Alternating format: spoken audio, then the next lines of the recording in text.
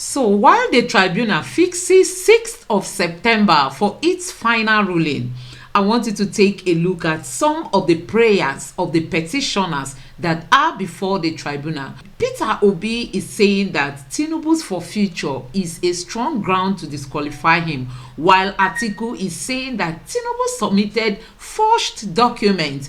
Also, the APM is saying that Shetima's double nomination is a very strong ground to disqualify Tinubu. So guys, I want you to listen to this video just to remind us of some of the prayers by the petitioners that are before our judges as we are set to hear the final verdict.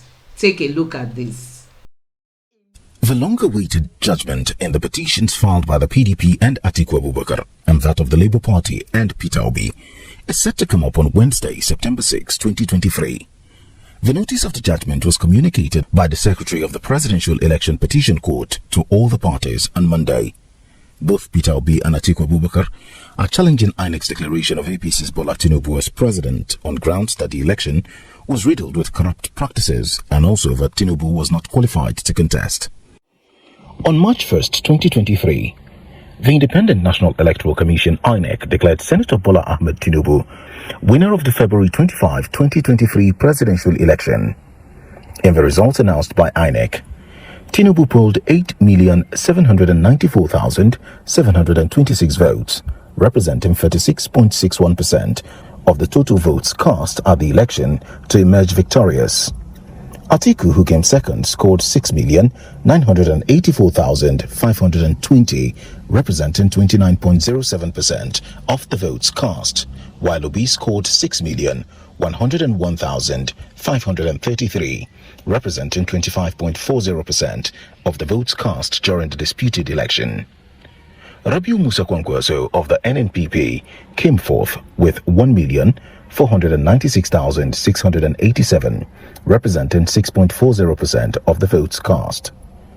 On May 8, 2023, the 5-member Presidential Election Petition Tribunal, led by Justice Haruna Samani, began sitting at the Court of Appeal Complex in Abuja.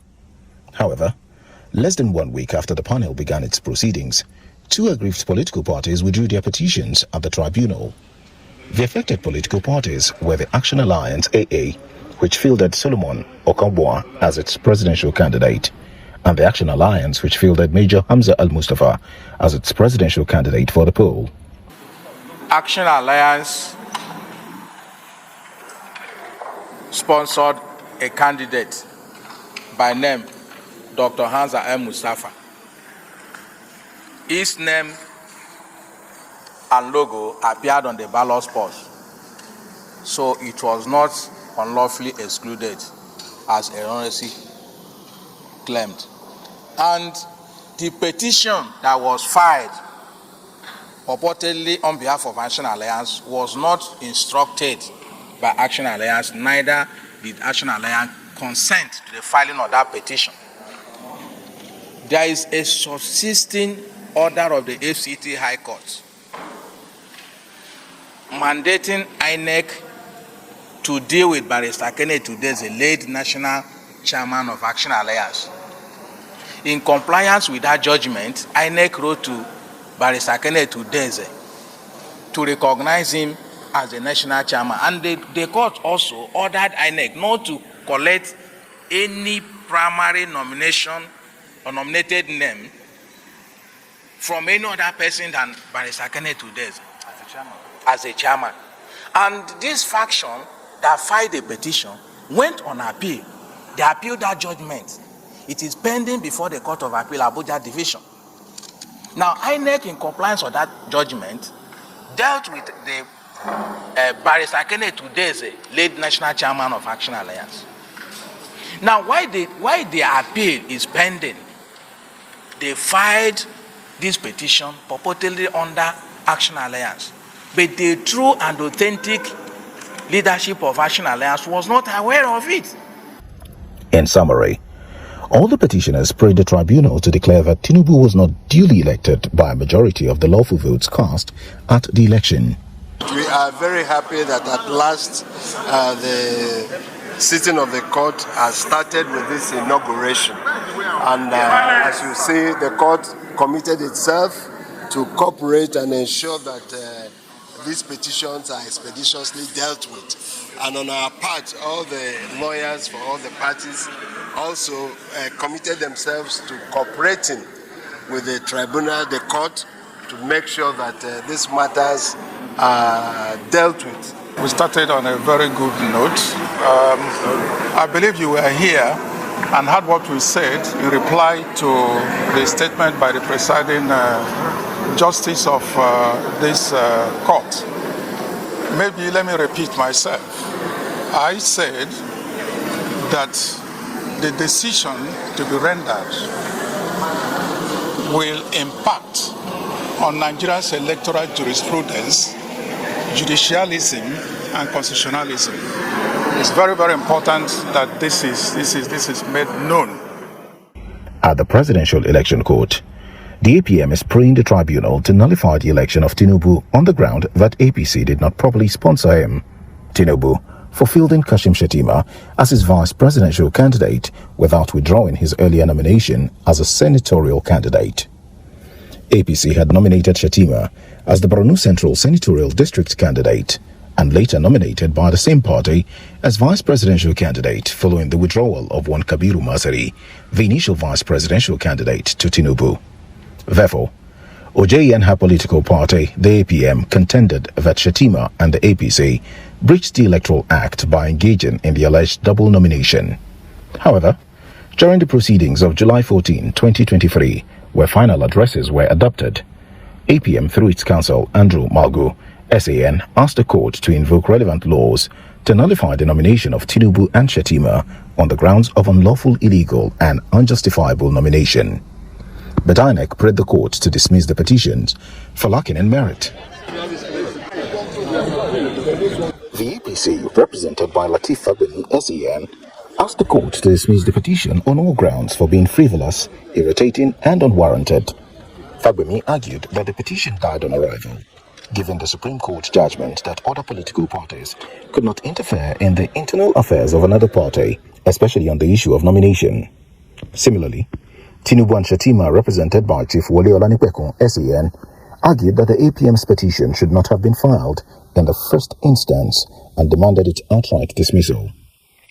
Olanipekun told the tribunal that the petition ought to have been withdrawn honorably immediately after the Supreme Court pronounced that no party has the right to dabble into how another party nominated its candidates.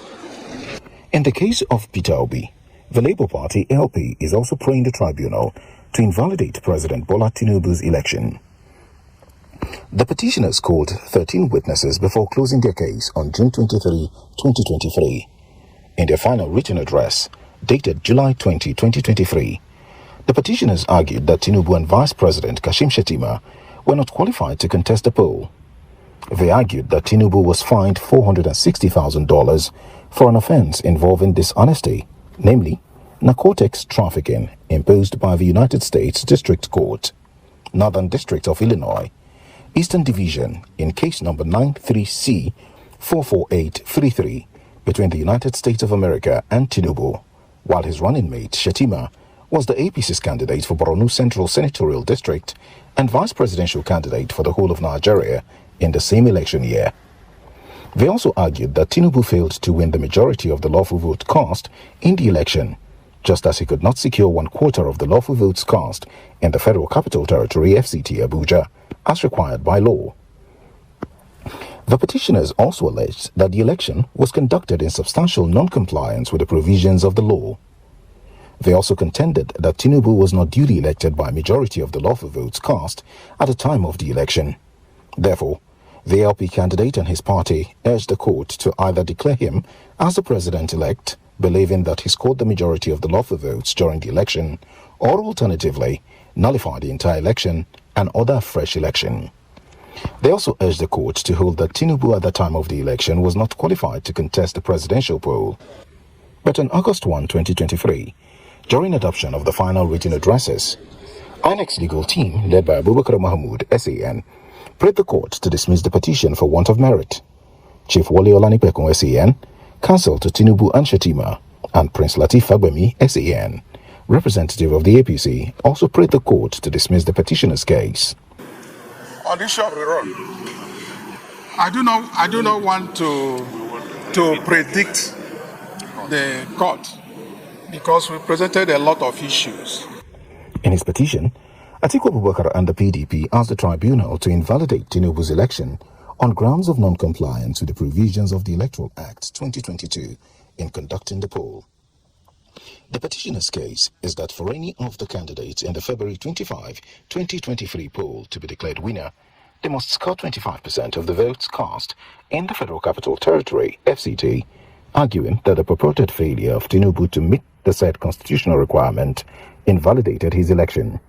The Electoral Commission deployed the bimodal voters accreditation system machines for the accreditation of voters and uploading of photographic images of result sheets on the INEC results viewing portal in the last national election.